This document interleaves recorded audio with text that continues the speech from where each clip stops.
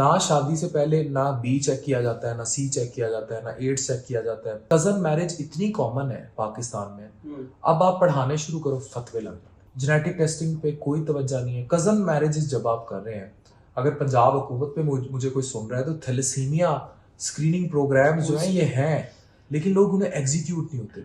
उन्होंने बड़ी कोशिश की थी कि थैलेसीमिया का जो खाना है उसको निकाह नामे में ऐड किया जाए। 10 साल से मियाँ बीवी इकट्ठे रह रहे थे, लेकिन मियाँ ने बीवी को हाथ तक नहीं लगाया था। खातून ने मैसेज किया था।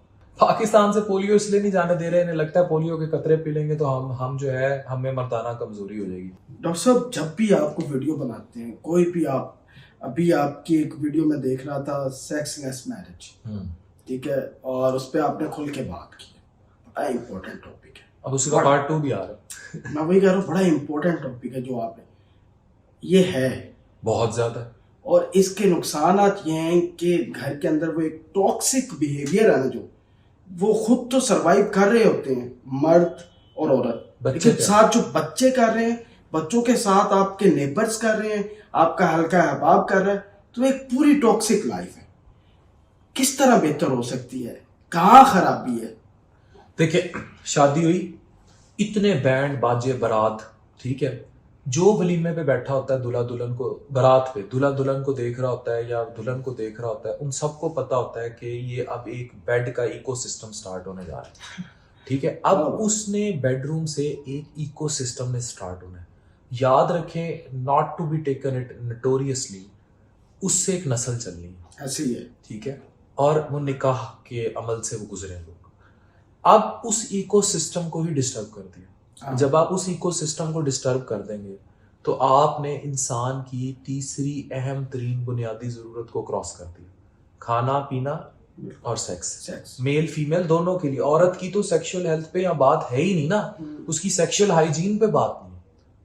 हालांकि होनी चाहिए। मैं आपको बताता हूँ, एक खातून मैंने देखी, वो HIV पॉजिटिव थी, तो मैंने उसको ऐसे ही ओपीडी में उसका HIV पॉजिटिव आ गया, बड़ी वीक सी, मतलब उसका इम्यून सिस्टम वीक हो रहा था, एड्स की शिकार थी। तो मैंने उससे पूछा कि from where you got it ना, आपने ये कहाँ से, आपको ये इन्फेक्शन पहले पता है? कहती पहले नहीं पता।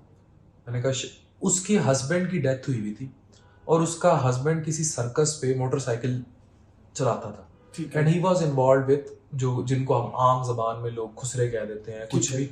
तो वो एक उस तरह के इलिजिटिमेट सेक्सुअल एक्टिविटीज में था। उसने एड्स मुंतकिल किया था अपनी बीवी में, जो उसको भुगत थी।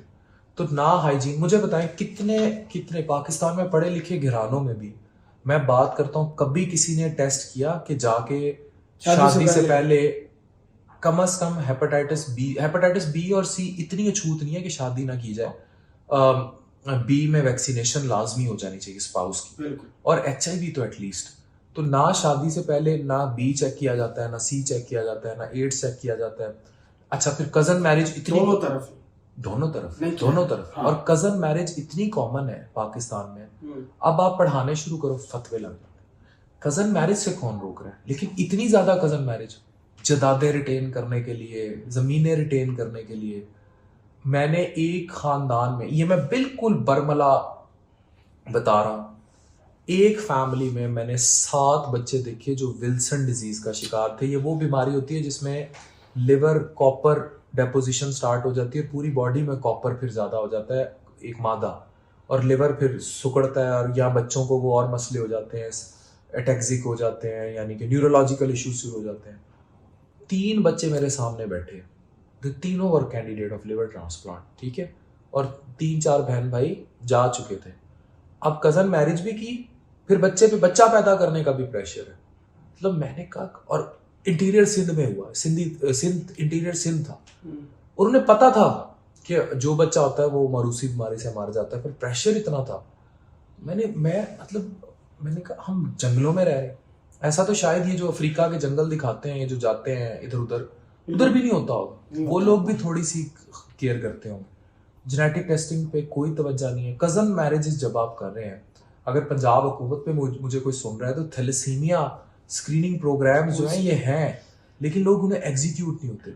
अच्छा, पिछली जो गवर्नमेंट थी उसमें जो हेल्थ मिनिस्टर थी मैडम, उन्होंने बड़ी इस चीज़ पर पंजाब में उन्होंने बड़ी कोशिश की थी कि थैलेसीमिया का जो खाना है उसको निकाह नामे में ऐड किया जाए। और खैर अब पता नहीं वो कहाँ तक पहुँचा, वो प्रोग्राम कहाँ तक नहीं, लेकिन जाके थैलेसीमिया सेंटर्स की आप स्टोरीज़ पढ़े तो उस बच्चे का क्या कसूर है, सारी ज़िंदगी जब तक अव्वल तो ज़िंदगी थोड़ी सी और फिर खून लगवाता है। और जिनको कि घर एक थैलेसीमिया का बच्चा पैदा हो जाए उनसे पूछे उनका हाल क्या होता है, क्या रिश्तेदार करीब नहीं आते, खून की बोतल ना मांगे। नहीं देते। तो लेकिन ये जो मैरिज है सेक्सलेस, मतलब खवातीन मर्द आपस में दूर हो जाते हैं, एक टाइम आता है कि एक दूसरे को देखते ही नफरत, ठीक है, और वो चिड़चिड़ापन शुरू हो जाता है। इसका डाया बहुत बड़ा। अब इसमें मैं आपको बताऊं, इस टॉपिक पे मैं, ये जो हमारी कोई भी वीडियो आती है ना, इसके पीछे रिसर्चर टीम भी होती है, मेरे वो पेशेंट्स भी होते हैं जिनके साथ मेरा रोज़ इंटरेक्शन हो रहा होता है। 40-50 की मेरी ओपीडी है तो कोई ना कोई किस्सा वो खुद बता जाती हैं, खातून बता जाएगी, मर्द बता जाएगा।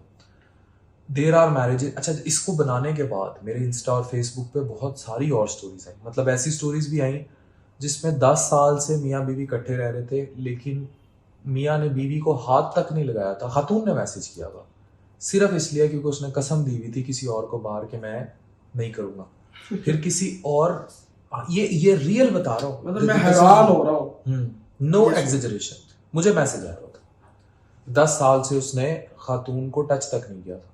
तो अब मुझे बताएं उसमें क्या, वो तो टोटल सेक्सलेस मैरिज होगी।